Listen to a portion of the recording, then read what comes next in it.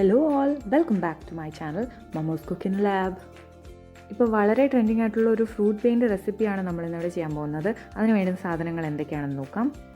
ഇത് ഉണ്ടാക്കാൻ വേണ്ടി ഞാൻ ഇവിടെ എടുത്തിട്ടുള്ളത് ഓട്സ് മീൽ ഉണ്ട്, ചോക്കോസ് ഉണ്ട്, സ്ട്രോബെറി, ഡേറ്റ്സ്, നട്ട്സ്, പിന്നെ 2 ടൈപ്പ് യോഗേർട്ട് എടുത്തിട്ടുണ്ട്, സ്ട്രോബെറിയും ബ്ലൂബെറിയും, പിന്നെ വെനില ഐസ്ക്രീം. നമുക്കിത് സെറ്റ് ചെയ്ത് തുടങ്ങാം. ഞാനിവിടെ എടുത്തിരിക്കുന്ന ഒരു പ്ലാസ്റ്റിക് ഷീറ്റാണ്. അതിനെ നമുക്ക് ഒരു ഗ്ലാസ് ഷേപ്പിൽ റോൾ ചെയ്തെടുത്തിട്ട് അതിങ്ങനെ പ്ലേറ്റിൽ വെച്ച് കൊടുക്കാം. അതിലേക്ക് നമുക്ക് ഓട്സ് മീലാണ് ഇട്ട് കൊടുക്കേണ്ടത്.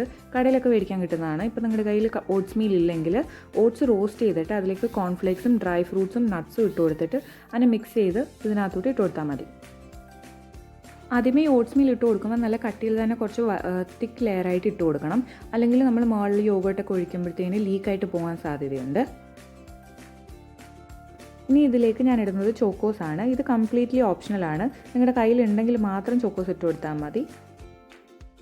അടുത്ത ലെയർ ഞാൻ ബ്ലൂബെറി യോഗേർട്ടാണ് ഒഴിച്ചത്. നന്നായിട്ട് മിക്സ് ചെയ്ത് അതിനെ നല്ലൊരു ലിക്വിഡ് ഫോം ആക്കിയ ശേഷം അതിലേക്ക് ഒഴിച്ചു കൊടുക്കുകയാണ് ചെയ്തത്. യോഗേർട്ടിൻ്റെ മുകളിലേക്ക് നമുക്കിപ്പോൾ കുറച്ച് നട്ട്സ് ഇട്ട് കൊടുക്കാം. ഞാനിവിടെ കാഷ്യൂ നട്ട്സ് ആണ് എടുത്തിട്ടുള്ളത്. കുറച്ച് ചെറുതായിട്ട് ചോപ്പ് ചെയ്തിട്ട് ഇട്ട് കൊടുത്തിട്ടുണ്ട്. എന്നിട്ട് നമുക്ക് ഡേറ്റ്സ് ഇട്ട് കൊടുക്കാം. അതും ചെറുതായിട്ട് ചോപ്പ് ചെയ്തിട്ട് ഇട്ട് കൊടുക്കാം. എന്നിട്ട് ഞാനിവിടെ സ്ട്രോബെറി ആണ് കുഞ്ഞുഞ്ഞായിട്ട് അരിഞ്ഞതാണ് ഇട്ട് കൊടുത്തിരിക്കുന്നത് കേട്ടോ. ഇനി ഇതിൻ്റെ മുകളിലേക്ക് നമുക്ക് കുറച്ചുകൂടി ഓട്സ് മീൽ ഇട്ട് കൊടുക്കാം. ഒരു 2 ടേബിൾ സ്പൂൺ അളവിൽ ഇട്ടിട്ടുണ്ട്. അടുത്ത ലെയറായിട്ട് ഇവിടെ സ്ട്രോബെറി യോഗേർട്ടാണ് ഒഴിച്ചു കൊടുക്കുന്നത്. നേരത്തെ പറഞ്ഞ പോലെ നന്നായിട്ട് മിക്സ് ചെയ്ത് ഒരു ലിക്വിഡ് കൺസിസ്റ്റൻസിയിലാണ് ഒഴിച്ചു കൊടുക്കുന്നത്.